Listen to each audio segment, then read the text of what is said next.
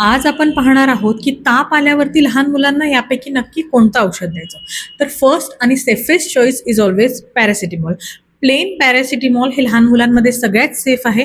आणि आपल्या बाळाला जर 100-101 असा ताप असेल, अदरवाईज बाळ खेळत असेल, जेवत वगैरे व्यवस्थित असेल, तर अशा वेळेला प्लेन पॅरासिटामॉल सगळ्यात इफेक्टिव्ह आणि सेफ आहे. तसेच पोस्ट वॅक्सिनेशन जेव्हा बाळाला थोडीशी सूज येते किंवा बाळ थोडंसं किरकिर करतं अशा वेळेला, किंवा माइल्ड बॉडीक आहे अशा वेळेला सुद्धा पॅरासिटामॉल परफेक्ट चॉईस आहे. नेक्स्ट चॉईस असते ती आयबुजेसिक किंवा आयबुप्रोफेन. हे पॅरासिटामॉलपेक्षा थोडंसं जास्त इफेक्टिव्ह आहे. त्यामुळे जेव्हा पॅरासिटामॉलनी पण ताप पूर्णपणे उतरत नाही, बाळाचं शरीर हे पूर्णपणे गार पडत नाही किंवा अगदी 2-3 तासातच बाळाला पुन्हा ताप यायला लागतो, अशा वेळेला डॉक्टर्स जनरली आयबुजेसिक रिकमेंड करतात. आणि तसेच जर बाळाला जर खूप जास्त कान दुखी किंवा दात दुखी किंवा पोट खूप बाळाचं खूप जास्त दुखते किंवा बॉडी एक बाळाला खूप जास्त आहे, वॅक्सिनच्या साईटवरती खूप जास्त स्वेलिंग आहे, तर अशा वेळेलाही आयबुजेसिक हे ड्रग ऑफ चॉईस आहे. आयबुजेसिक पॅरासिटामॉल नंतर सेकंड सेफेस्ट आपण म्हणू शकतो लहान मुलांमध्ये. हे आयबुजेसिक ही खूप एक्सटेन्सिव्हली स्टडीड आहे, पण याचे साईड इफेक्ट्स पॅरासिटामॉलपेक्षा थोडेसे जास्त असतात आणि ह्याच्यामुळे ॲसिडिटी, डिहायड्रेशनचे चान्सेस बाळांमध्ये जास्त असतात. थर्ड जे ड्रग आहे, जे की आजकाल खूप कॉमनली यूज केलं जाते, ते म्हणजे मेफ्टाजेसिक किंवा मेफ्टाल पी, ज्याच्यामध्ये मेफेनॅमिक ॲसिड हा घटक असतो. मेफेनॅमिक ॲसिड लक्षात घ्या, हे प्रायमरीली एक पेनकिलर मेडिसिन आहे. ते तापासाठी वापरण्यात येणारं औषध नाही.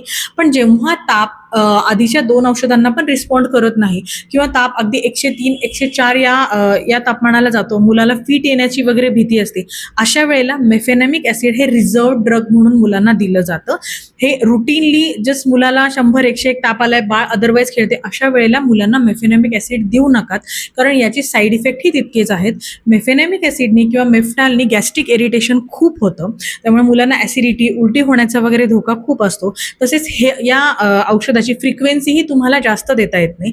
त्यामुळे जर बाळाला खूप जास्त ताप असेल आणि डॉक्टरांनी प्रिस्क्राईब केलं असेल तरच मेफ्टाल पी हे औषध तुम्ही बाळाला द्या.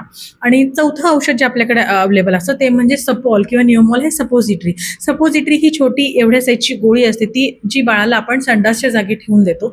ही गोळी जनरली यावेळेस देतात जेव्हा बाळ खूप कंटिन्युअसली उलटी करत असतं, बाळ ओरली मेडिकेशन घेऊ शकत नाही, बाळ सतत झोपून असतं किंवा बाळाला इतका जास्त ताप आहे आणि बाळ आकडी किंवा फीट वगैरे आली, तर अशा वेळेला पटकन आपण सपोजिटरी देऊन जोपर्यंत बाळाला आपण हॉस्पिटलमध्ये नेत नाही तेवढ्या वेळाच करता आपण बाळाला सपोजिटरी देऊ शकतो. सो या 4 ड्रग्समध्ये सगळ्यात सेफ पॅरासिटामॉल आहे.